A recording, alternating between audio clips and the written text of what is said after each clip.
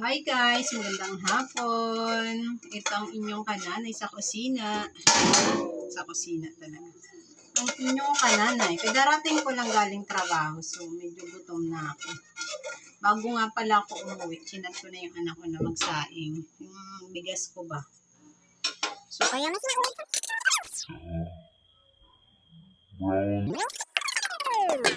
kinabukasan na yung kanin.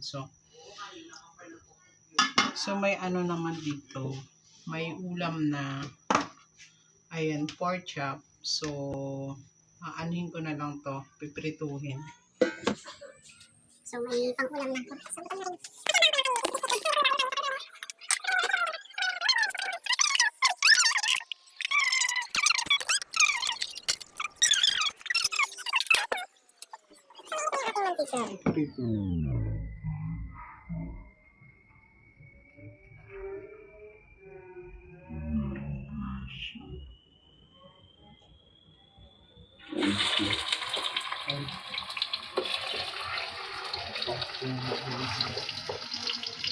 Pork chop, dito na natin. Ayan eh.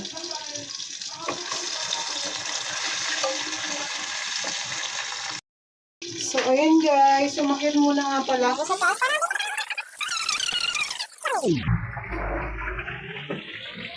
So, ayan guys, yung ating niluluto. Ayan. Yan o. Kuya ma. So, ayan guys, luto na ang ating prito. So, gupit-gupitin ko siya. Hindi na mahirapan. Para masarap magsawsaw diretso sa tawag dito. Sawsaw natin diretso sa magtumas. Diba? Yummy, kain.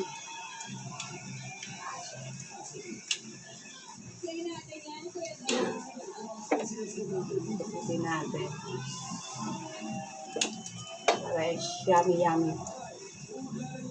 Guys, ayan, tapos na natin. So, magsasandok na ako ng kanin. Kanin, sakto sa isang kainan lang talaga yung sinain ng anak ko, hindi susobra. Lagay ko muna to doon, ha? Lagay tayo ng sasawa na mga Tomas.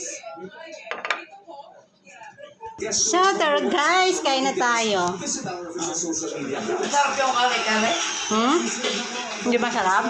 Kahit mga kungan, nilagay ko yung gulay dun. Yung okra at saka ano. Matabang. Okra? Naulo ka ba? Kagabi, nagutom ako. Yun nga nilagay ko. Pinakulang ko ulit doon. Di ba yung nag-trending? Kagat sila. Nagtara mo pang piloting. O, diba? So, ayun lang guys. Bye!